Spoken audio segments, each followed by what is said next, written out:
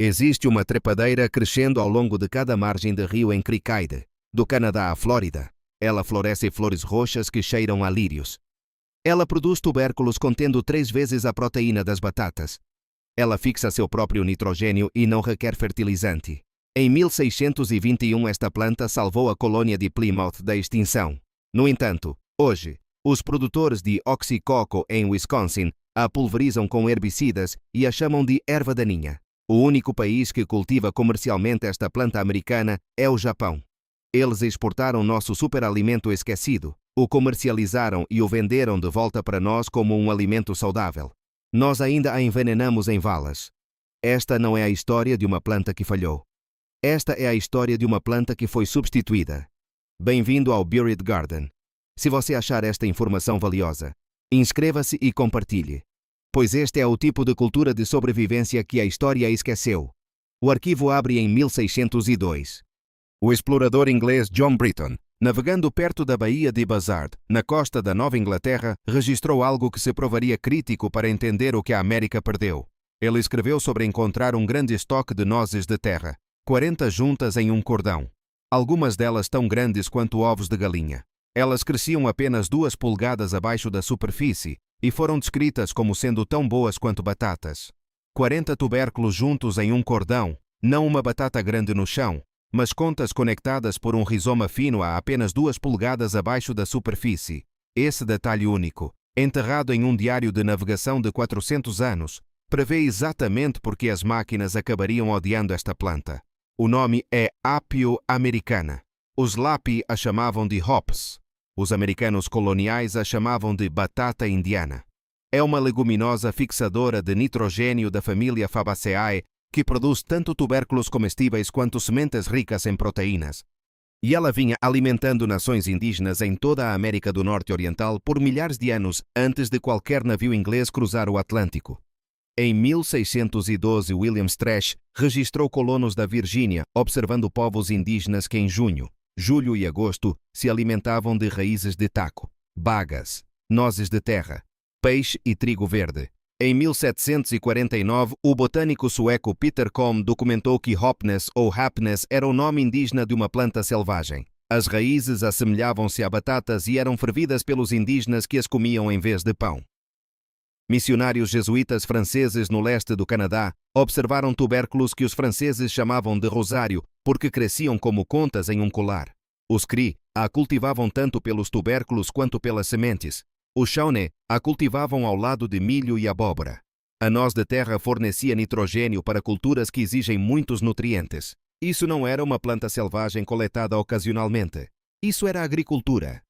A pegada linguística sozinha conta a história de quão profundamente enraizado este tubérculo estava na vida indígena. Os Lapi a chamavam de Hopenose. Os Fox a chamavam de Apenia. Os Monomin a chamavam de Offen. Os Ojibwa a chamavam de Open. Sag Harbor, em Long Island, recebe seu nome da palavra Alanquin Metoac Sagabon, o nome deles para este tubérculo, uma planta tão central para a sobrevivência que nomeou a geografia.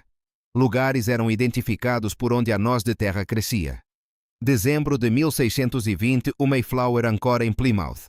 Os colonos enfrentam solo congelado, nenhuma colheita, nenhum conhecimento da terra. Eles haviam trazido sementes inglesas de trigo, centeio e cevada. A maioria falharia no solo da Nova Inglaterra. Naquele primeiro inverno, a grande doença matou metade dos colonos. Cerca de 2 ou 3 morriam a cada dia.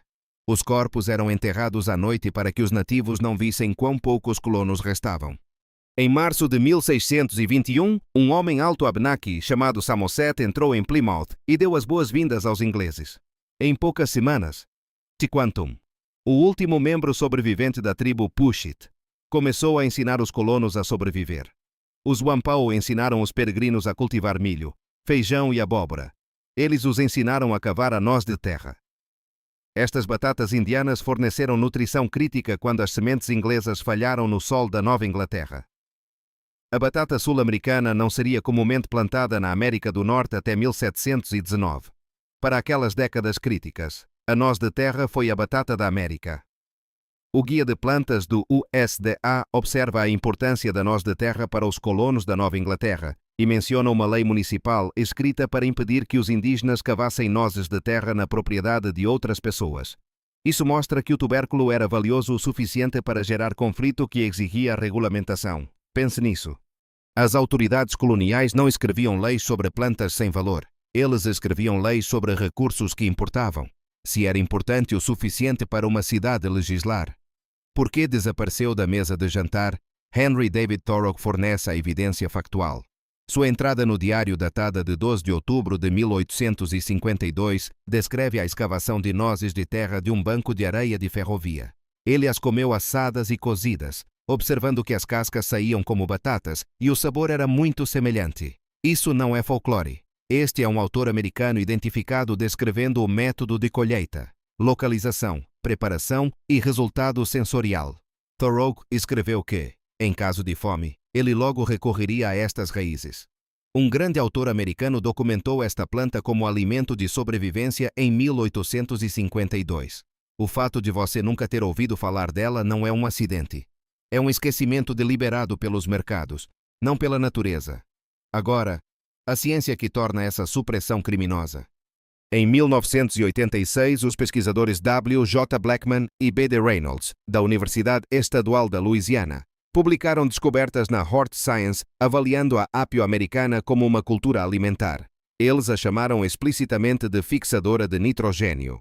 Os tubérculos contêm aproximadamente 16% de proteína bruta e 47% de carboidratos disponíveis em uma base de peso seco. Deixe esse número ser absorvido. 16% de proteína. Batatas comuns contêm cerca de 5% de proteína. Isso torna a noz de terra aproximadamente 3 vezes mais densa em proteínas do que a batata que a substituiu. Pesquisadores do Reino Unido em 2021 confirmaram que os tubérculos contêm de 15 a 17% de proteína bruta em 2 locais de teste diferentes. As sementes contêm de 25 a 30% de proteína, comparável a feijões e lentilhas, um tubérculo com o conteúdo proteico de uma leguminosa, porque é uma leguminosa. Pesquisadores japoneses isolaram novos compostos de isoplavona encontrados em nenhum outro lugar na natureza. Genestina 70-gentobiocida foi identificada como um componente principal. A mesma classe de compostos que dá à soja sua reputação de prevenção ao câncer. Estudos mostraram que esses compostos agem como antagonistas dos receptores de andrógenos com atividade inibitória contra células de câncer de próstata. Os tubérculos contêm genestina em níveis de 106 a 352 mg por 100 gramas de peso fresco. Um extrato de noz de terra impulsionou respostas antioxidantes nas células, protegendo contra danos causados por radicais livres. Os tubérculos têm um perfil completo de aminoácidos, raro para qualquer tubérculo. Eles são ricos em cálcio, manganês, ferro, zinco, molibdênio, potássio e fósforo. Eles são ricos em fibras, com mais de 10% de polissacarídeos totais não amiláceos. Eles contêm vitamina C, vitamina E e fitoquímicos bioativos exclusivos, incluindo cacãs e antocianinas.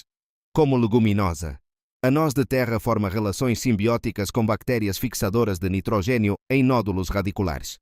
Plantas noduladas produziram 30% melhor do que plantas não noduladas sem qualquer fertilizante de nitrogênio aplicado. Ao contrário de batatas, inhames e batatas doces, que exigem entradas massivas de nitrogênio que esgotam o solo e poluem os cursos de água. A noz de terra melhora o solo enquanto cresce. Foi proposta para a policultura das 3 irmãs: milho para estrutura, abóbora para cobertura de solo, noz de terra para nitrogênio. Uma cultura que alimenta o solo em vez de esgotá-lo. Os rendimentos não são pequenos. Em uma avaliação de campo na Louisiana durante a temporada de cultivo de 1985, 2 plantas derivadas de tubérculos renderam uma média de 3.747 kg de tubérculos por planta. Isso é mais de 8 libras por planta. Uma planta cultivada a partir de sementes rendeu 2.170 kg por planta. O armazenamento provou ser prático. Tubérculos armazenados a 5 graus Celsius até o uso. Sementes armazenadas seladas a 5 graus Celsius. A planta sobrevive a temperaturas de até menos 40 graus Celsius quando dormente. Ela cresce nas zonas 3 a 9. Sua área nativa se estende por toda a América do Norte Oriental, do Canadá ao sul da Flórida. Ela tolera solos úmidos e inundações, crescendo naturalmente em pântanos de oxicoco. Floresce de julho a outubro e produz espessamentos tuberosos de aproximadamente meia polegada a 1,5 polegada de espessura ao longo de rizomas que se espalham. Mas aqui está a falha de design fatal para a mecanização. O Departamento de Agricultura dos Estados Unidos observa que a colheita após um ano normalmente fornece vários tubérculos com cerca de 1 polegada de espessura. Mas o rendimento é baixo e difícil de cultivar mecanicamente, porque os tubérculos crescem em rizomas como contas, em vez de em uma massa centralizada.